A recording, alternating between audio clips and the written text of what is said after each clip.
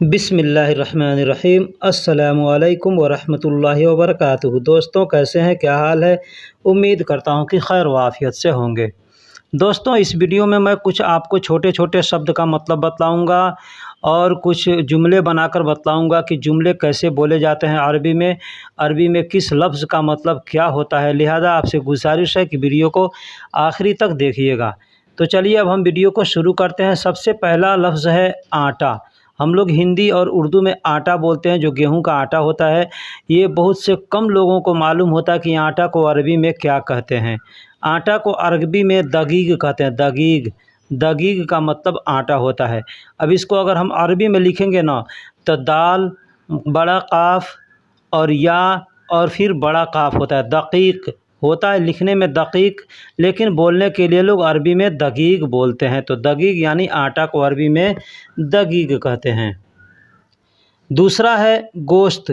गोश्त जो हम लोग खाते हैं, किसी भी जानवर का गोश्त हो, जैसे बकरा है, गाय है, मुर्गी है, कोई भी चीज़ का गोश्त हो, तो उस गोश्त को अरबी में लहम कहते हैं। लहम लहम यानी गोश्त। गोश्त को अरबी में लहम कहते हैं। लहम।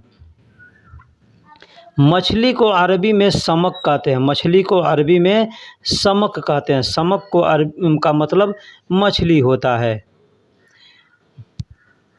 चावल को अरबी में रूज कहते हैं। चावल को अरबी में रूज कहते हैं। अब चाहे चावल कच्चा हो या पका हुआ हो, दोनों को अरबी में रूज ही कहते हैं। हम लोग हिंदी उर्दू में भात से जो देहाती लैंग्वेज होता है, उसमें लोग पके हुए चावल को भात कहते हैं, लेकिन शहरों में चावल ही कहा जाता है, पका हुआ हो या चाहे कच्चा हो। उसी तरीके से अरबी में पका हुआ हो या कच्चा हो, उसको रूज ही बोला जाता है। रोटी को अरबी में खबूज़ बोलते हैं। रोटी को अरबी में खबूज़ बोलते हैं। अब खबूज़ देखिए, जो ब्रेड होता है, पाव रोटी होता है, ये सबको खबूज़ ही बोला जाता है। ठीक है, तो खबूज़ को का दूसरा नाम भी एक है तमीज़। उसको तमीज़ भी बोलते हैं। जैसे बहुत से क्षेत्रों में खबूज़ बोला जाता है और बहुत से क्षेत्रों में तमीज़ बोलते हैं। ठीक है, तो आप जिस क्षेत्र में रहते हैं उस क्षेत्र में देखिएगा, वहाँ पे खबूज़ बोलते हैं या तमीज़ बोलते हैं। तो रोटी को अरबी में खबूज़ भी बोला जाता है और तमीज़ भी बोला जाता है। आमिल। मैंने पिछले वीडियो में बताया था कि आमिल और खादिम में क्या अंतर होता है। हम लोग अरबी में आमिल कहते हैं और खादिम बोलते हैं। उर्दू या हिंदी में मज़दूर बोलते हैं, वर्कर बोलते हैं। ठीक है, तो आमिल जो होता है वो कोई भी काम करने वाला जो कारीगर है, उसको आमिल बोलते हैं। यानी कोई भी काम करता है, मज़दूर है, उसको आमिल बोलेंगे। लेकिन ये खादिम जो होता है ना, ये पर्सनल खादिम होता है, खिदमत करने वाला, जो मतलब कि किसी भी तरीके का खिदमत करता हो, उसको खादिम बोलते हैं। जैसे सऊदी अरब के अंदर है कि ये औरतों को रखा जाता है घरों में काम करने के लिए, तो उसको खद्दामा बोलते हैं। उसको खद्दामा बोलते हैं, यानी औरत जो काम करती है घर में रह कर के, तो वो खद्दामा उसको बोला जाता है। और ठीक उसी तरीके से जो घर का एक आदमी रखा जाता है, मतलब फिक्स रखा जाता है कि यही आदमी काम करेगा, तो उसको खादिम बोलते हैं। और जो आमिल होते हैं ना, तो आमिल यानी किसी कंपनी में काम करते हैं तो वर्कर होते हैं, उसको आमिल बोलते हैं। या दुकानों में काम करते हैं, उसको आमिल बोलते हैं। ठीक है, तो आमिल का मतलब जो होता है, जो फिक्स नहीं होता है, वो कहीं भी काम कर सकता है। ठीक है, तो उसको आमिल बोलते हैं, और जो फिक्स होते हैं उनको खादिम बोलते हैं। हुरमा, निशा और मदाम, ये तीन अल्फाज है जो औरत के लिए इस्तेमाल किया जाता है। औरत को अरबी में हुरमा भी बोलते हैं, निशा भी बोलते हैं और मदाम भी बोलते हैं। मैंने पिछले वीडियो में बताया था कि हुरमा, निशा और मदाम में कुछ डिफरेंस है। तो डिफरेंस ये है कि अरबी में हुरमा मतलब जो शादीशुदा औरत है, उसको भी हुरमा बोल सकते हैं, या अपनी औरत है, बीवी है, उसको भी हुरमा बोल सकते हैं। और मदाम भी बोल सकते हैं अपनी बीवी को, या किसी दूसरे की औरत है उसको भी, है ना, मदाम भी बोल सकते हैं। लेकिन जो निशा है ना, निशा का मतलब होता है फीमेल, यानी औरत है, कोई भी औरत है, किसी की भी औरत है, तो उसको निशा बोला जा सकता है। निशा यानी स्त्री, जैसे हिंदी उर्दू में बोलते हैं स्त्री बोलते हैं ना, हिंदी में स्त्री बोलते हैं, तो उसी को अरबी में निशा बोलते हैं। यानी कोई भी औरत है, लड़की है, जो भी है, वो निशा है। और हुरमा जो होता है, शादीशुदा जो औरतें हो गई हैं, उनको हुरमा और मदाम बोला जाता है। ठीक, और जो कंवारी है, शादी नहीं हुआ है, उनको निशा बोल सकते हैं, या शादी हो गई है उसको भी निशा बोल सकते हैं। Tissue paper. जो टिश्यू पेपर होता है ना मुंह पोंछने के लिए, हाथ पोंछने के लिए, उसको अरबी में मंदिल बोलते हैं या मनादिल बोलते हैं। ठीक है, मंदिल भी बोलते हैं और मनादिल भी बोलते हैं। टिश्यू पेपर को मंदिल और मनादिल भी बोलते हैं। एक और चीज़ है, हाथ पोंछने के लिए जो हम लोग रुमाल का इस्तेमाल करते हैं, दस्ती का इस्तेमाल करते हैं, तो जो कपड़े का होता है तो उसको मुनसफ़ा बोलते हैं। वो मैं आगे वीडियो में लिख करके बताऊंगा, लेकिन फ़िलहाल यहाँ बतला दे रहा हूँ कि टिश्यू पेपर को मंदिल या मनादिल बोलते हैं और जो रुमाल होता है उस रुमाल को मुनसफ़ा बोलते हैं, मिनसफ़ा बोलते हैं, मुनसफ़ा बोलते हैं। यानी ज़बर ज़ेर का जो लिहाज नहीं करता है तो मुनसफ़ा, मुनसफ़ा, मिनसफ़ा ऐसे बोल देते हैं। ठीक है, जो टावल होता है उसको भी मुनसफ़ा ही बोलते हैं। बिस्तर को अरबी में शरीर बोलते हैं। बिस्तर को अरबी में शरीर बोलते हैं। एक तो शरीर हम लोग हिंदी में बोलते हैं शरीर, यानी जिस्म को शरीर बोलते हैं, बॉडी को, लेकिन अरबी में बिस्तर को शरीर बोलते हैं। अरबी में बिस्तर को शरीर बोलते हैं।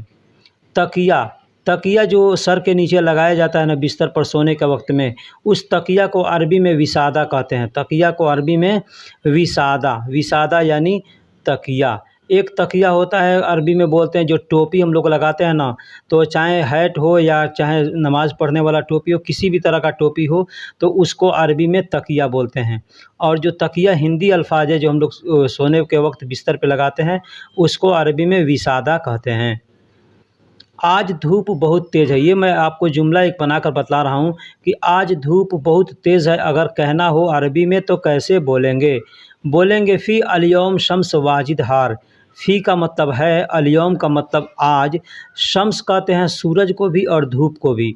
धूप को भी सूरज शम्स कहते हैं और सूरज को भी शम्स कहते हैं। वाजिद का मतलब बहुत ज़्यादा होता है और हार का मतलब गर्म होता है। तो तेज़ है यानी गर्म है। ठीक है, तो आज धूप बहुत तेज़ है तो कह सकते हैं फ़ी अल-यौम शम्स वाजिद हार। एक और चीज़ बता दूं, खाने में जो मिर्च डालते हैं तो मिर्च अगर तेज़ है तो उसको भी हार बोलते हैं। मिर्च जो तेज़ होता है उसको भी हार बोलते हैं, और गर्म है खाना अगर उसको भी हार बोलते हैं। ठीक है, तो ये हार को कई जगह इस्तेमाल करते हैं। हार का मतलब गर्म होता है, तो अगर मिर्ची तेज़ लगती है तो उसको भी आदमी हार बोलता है कि यानी ज़्यादा हार, यानी ज़्यादा तीखा है या ज़्यादा गर्म है। आज चाँद बहुत रोशन है। आज चाँद बहुत रोशन है, यानी चाँद ज़्यादा साफ़ दिखता है तो आदमी कहता है कि आज चाँदनी बहुत रोशन है या ज़्यादा चाँद उजाला कर रहा है, तो उसको अरबी में कहेंगे फ़ी अल-यौम क़मर। फ़ी अल-यौम क़मर जिद्दन अल-नूर। फ़ी अल-यौम क़मर जिद्दन अल-नूर। फ़ी का मतलब है, अल-यौम का मतलब आज, कमर कहते हैं चाँद को, कमर चाँद को कहते हैं, जिद्दन का मतलब होता है बहुत ज़्यादा या बहुत, और अल नूर यानी नूर, रोशनी को अरबी में नूर बोलते हैं। लिखने के लिए अल नूर लिखा जाता है लेकिन पढ़ने के लिए नूर बोलते हैं। ठीक है, तो आज चाँद बहुत रोशन है कहना हो तो कह सकते हैं फ़ी अल-यौम क़मर जिद्दन अल नूर। दोस्तों, अरबी में अगर कहना हो, जुमले बोलना हो, कहेंगे क्या तुम उसको जानते हो। जैसे हम किसी आदमी से पूछते हैं ना, क्या तुम उस आदमी को जानते हो या उसको जानते हो, तो अरबी में कहेंगे हो व ऐश इंता अदरी। हो व ऐश इंता अदरी। अदरी भी कह सकते हैं और तदरी भी कह सकते हैं। इंता तदरी भी कह सकते हैं और अदरी भी कह सकते हैं। अगर अलग अलग बोल रहे हैं तो इंता अदरी भी कह सकते हैं, या चाहें तो इंता तदरी भी बोल सकते हैं। क्या तुम उसको जानते हो? हुआ का मतलब उसको, ऐश का मतलब क्या, इंता मतलब तुम, तदरी का मतलब होता है उसको जानते हो। ठीक है, तो हुआ ऐश इंता तदरी या ऐश इंता हुआ तदरी, यानी आगे पीछे शब्दों को करके बोला जा सकता है। यानी क्या तुम उसको जानते हो। हुआ का मतलब वह हो गया या उस हो गया या उसको हो गया या उसका हो गया। ऐश का मतलब क्या होता है। इंता का मतलब तुम या आप, और अदरी का मतलब जानना होता है। अदरी का मतलब जानना, तो तुम उसको जानते हो तो कह सकते हैं हो व ऐश इंता अदरी या हो व ऐश इंता तदरी। मैं उसे ज़माने से जानता हूँ। मैं उसे ज़माने से जानता हूँ। आदमी कहता है ना कि मैं बहुत दिनों से जानता हूँ, तो अरबी में उसको ज़माना बोलते हैं। ज़माना यानी एक मुद्दत हो गया, चाहे या कुछ दिन पहले हो गया, ज़्यादा दिन हो गया, आदमी को समझ में नहीं आ रहा है कि कितना दिन हो गया, तो उसको कहते हैं एक ज़माना। ठीक है, तो कहना हो कि मैं उसे ज़माने से जानता हूँ या मैं उसे बहुत दिनों से जानता हूँ, तो इसको दो तरीके से बोल सकते हैं। एक तो बोलेंगे बहुत दिन तो वाजिद यौम कहेंगे, और एक बोलेंगे ज़माना, तो वहाँ पे ज़माना को अरबी में ज़माना ही बोला जाता है। जैसे मैं उसे ज़माने से जानता हूँ, अगर कहना हो तो कह सकते हैं अना अदरी हु मिन ज़मान, अना अदरी हु मिन ज़मान यानी ज़माने से। अना का मतलब मैं, अदरी का मतलब जानता हूँ, हु का मतलब उसे, हु का मतलब उसे। जैसे हुआ कहते हैं ना, तो हुआ का मतलब वह या उसे होता है, तो यहाँ पे सिर्फ हु का इस्तेमाल किया गया है। हु मिन ज़मान, मिन का मतलब से होता है, ज़मान का मतलब ज़माना, तो ज़माने से। तो कहेंगे मैं उसे ज़माने से जानता हूँ, तो कहेंगे अना अदरी हु मिन ज़मान। या अगर कहेंगे कि मैं उसे बहुत दिनों से जानता हूँ, तो यहाँ पे अना अदरी हु वाजिद यौम, हु वाजिद यौम यानी बहुत दिनों से। ठीक है, मिन भी कह सकते हैं, मिन वाजिद यौम भी कह सकते हैं। लेकिन अगर आप कहते हैं अना अदरी हु मिन ज़मान, तो ये बहुत परफेक्ट है। वह कहाँ है मुझे नहीं मालूम, वह कहाँ है मुझे नहीं मालूम। अगर ये कहना हो तो कहेंगे हो अवैन अना माफ़ी मालूम। हो अवैन, हुआ का मतलब वह, वैन का मतलब कहाँ, अना माफ़ी मालूम। अना का मतलब मुझे, माफ़ी मतलब नहीं है, मालूम मतलब जानकारी या मालूमात। ठीक है, तो वह कहाँ है मुझे नहीं मालूम, या वह कहाँ है मैं नहीं जानता। ठीक है, तो इस तरीके से बोल सकते हैं। या वह कहाँ है मुझे नहीं पता, हम लोग हिंदी उर्दू में कई तरीके से बोलते हैं। अरबी में कहेंगे हुआ वैन अना माफ़ी मालूम, या हुआ वैन अना मा अदरी, इस तरीके से बोल सकते हैं। या हुआ वैन अना मा आरफ भी बोल सकते हैं। मा आरफ का मतलब होता है नहीं जानता, नहीं पता। ठीक है, मा अदरी का मतलब होता है मैं नहीं जानता। ठीक है, माफ़ी मालूम का मतलब होता है मैं नहीं जानता हूँ।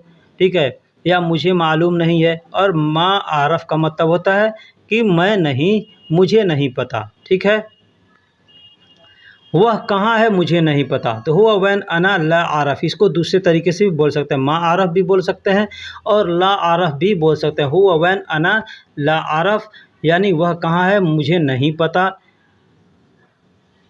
मैं जानता हूँ वह अभी घर में है, वह मैं जानता हूँ वह अभी घर में है।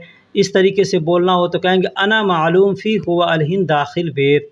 अना मालूम फ़ी हुआ अलहिन दाखिल बेत। अना मालूम यानी मुझे मालूम है या मुझे जानकारी है।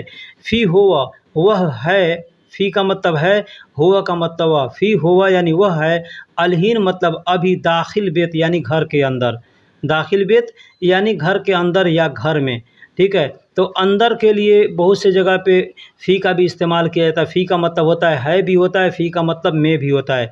और दाखिल का अगर इस्तेमाल करते हैं तो दाखिल का मतलब हो गया अंदर भी हो गया और में भी हो गया। यानी अगर घर में है या घर के अंदर है, बात दोनों सेम है। तो वहाँ पे दाखिल बेत इस्तेमाल करें, दाखिल बेत यानी घर में या घर के अंदर। तो मैं जानता हूँ वह अभी घर में है, तो कहेंगे अना मालूम फ़ी हुआ अलहीन दाखिल बेत। इस तरीके से बोल सकते हैं। लेकिन उसका घर अभी बंद है, लेकिन उसका घर अभी बंद है, तो कहेंगे लाकिन हु भी कह सकते हैं, लाकिन हुआ भी बोल सकते हैं। तो लाकिन हु बेत अलहीन मशक्कर, लाकिन हुआ बेत अलहीन मशक्कर। लाकिन यानी लेकिन को अरबी में लाकिन बोलते हैं, लेकिन को अरबी में लाकिन बोलते हैं। हुआ का मतलब उसका, बेत फ़ी मतलब बेत का मतलब घर है, फ़ी का मतलब है अलहीन का मतलब होता है अभी या अब। मशक्कर यानी बंद है, बंद है अगर कोई भी चीज़ तो उसको मशक्कर कहेंगे। बंद करने को शक्कर कहते हैं, और बंद हो गया है या पहले से बंद है या बंद कर दिए तो कहेंगे मशक्कर। ठीक है, मशक्कर। अब एक और चीज़ बता दूं भी, किसी भी अल्फाज के शुरू में अगर म का इस्तेमाल किया जाता है तो उसका मतलब होता है कि वो काम पहले से पूरा हो चुका है। जैसे मशक्कर यानी बंद है, मफतूह यानी खुला हुआ है। ठीक है, इसके बारे में मैं आगे वीडियो में इंशाल्लाह बताऊंगा। लिहाजा आपसे गुजारिश है कि अगर आप यहाँ तक वीडियो को देख चुके हैं और आप अगर आगे भी वीडियो देखना चाहते हैं तो आप हमारे चैनल को सब्सक्राइब करें और वीडियो को लाइक करें, और वीडियो पसंद आए तो दोस्तों में भी शेयर करें। एक और चीज़ और मैं बता दूं, एक मेरा और चैनल है जिसका नाम है आलम हमराही। ठीक है, उस चैनल पे हमारा स्ट्राइक आया हुआ है और हमारे मोनेटाइजेशन को वो डीमोनेटाइज कर दिया गया है। अगर आप हज़रात अगर उस चैनल को भी देखते हैं तो बहुत अच्छी बात है ना।